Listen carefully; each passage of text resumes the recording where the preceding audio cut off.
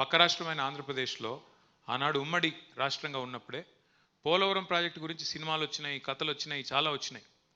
Polavaram project ఒరిజినల్గా కాన్సెప్చువల్గా అనుకున్నది 1940వ దశకంలో, అంటే స్వాతంత్రం రాకపూర్వం. అల్టిమేట్గా శంకుస్థాపన జరిగింది 1980లో టంగుటూరి మన టి అంజయ్య గారు, టంగుటూరి పంతులు కాదు, టి అంజయ్య గారు ముఖ్యమంత్రిగా ఉన్నప్పుడు 1980లో ఆనాడు శంకుస్థాపన చేసిండ్రు. పనులు మొదలయ్యింది, ఫార్మల్గా పనులు మొదలైంది 2004వ సంవత్సరంలో. యాక్చువల్గా కన్స్ట్రక్షన్ స్టార్ట్ అయింది జూన్ 2014లో. జూన్ 2014 1940లో అనుకుంటే 80లో రాయేస్తే 2004లో డ్రాయింగులు గీస్తే 2014 జూన్లో పనులు మొదలు పెడితే ఇవాళ చూసిన అయిపోయిందా లేదా అని. ఇప్పుడు ఏం చెప్తున్నారు తెలుసా, అందులో 2027 డిసెంబర్కు అయ్యే అవకాశం ఉంది అని చెప్తున్నారు.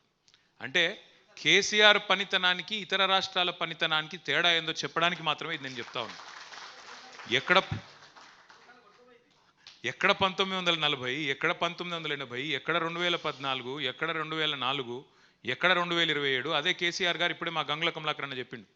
2016లో శంకుస్థాపన చేస్తే 4 ఏళ్ళు 3 ఏళ్ళు తిరగకుండానే అక్కడ బరాజ్ ఓపెనింగ్, ఆ తర్వాత 5-6 ఏళ్ల లోపలనే ప్రపంచంలోనే అతి పెద్దదైన లిఫ్ట్ ఇరిగేషన్ ప్రాజెక్టును పూర్తి చేసిన నాయకుడు కేసీఆర్ గారు.